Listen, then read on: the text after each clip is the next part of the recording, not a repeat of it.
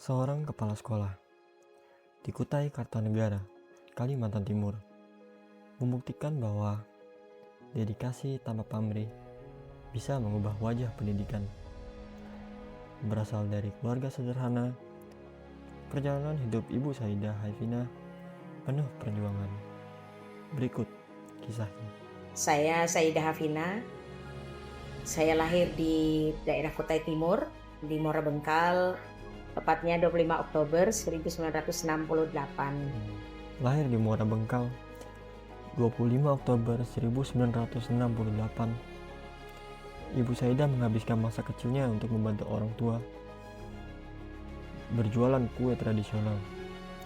Meski ekonomi terbatas, tekadnya untuk mengenyam pendidikan tidak pernah pudar. Karena orang tua petani, ada hasil dari bertani, kami berjualan. Kalau istilahnya orang Kutai itu keliling kampung jualan di atas kepala begini, di olio yang itu ya.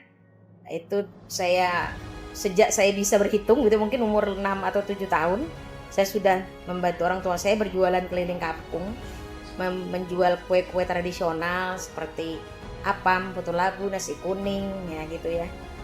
Hampir semua kue lah, kue-kue tradisional itu ibu saya buat, saya yang keliling kampung berjualan. Setelah lulus SPG Tenggarong, Ibu Saidah harus menempuh tes PNS guru hingga 5 kali sebelum akhirnya diterima tahun 1994. Di tahun 89 itu berlakunya tes pertama untuk guru.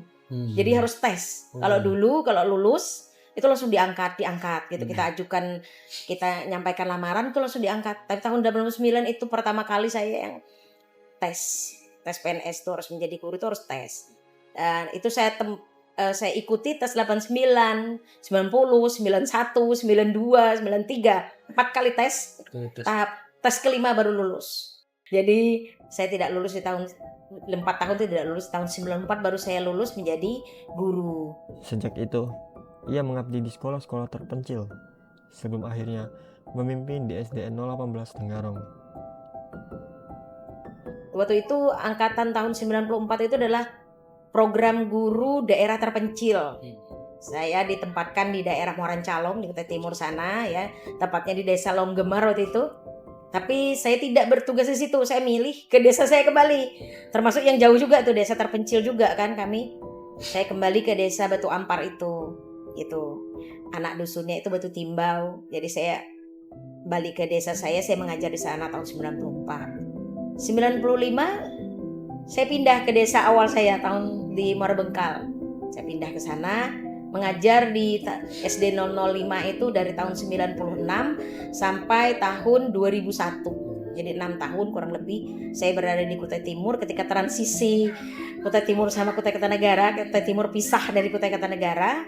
Itu saya pindah ke sini kembali ke Tenggarong, maksud saya ke Kecamatan Tenggarong. Saya bergabung ke Kutai Kartanegara, tepatnya di SD 050 waktu itu namanya, tapi sekarang sudah menjadi SDN 029 Tenggarong.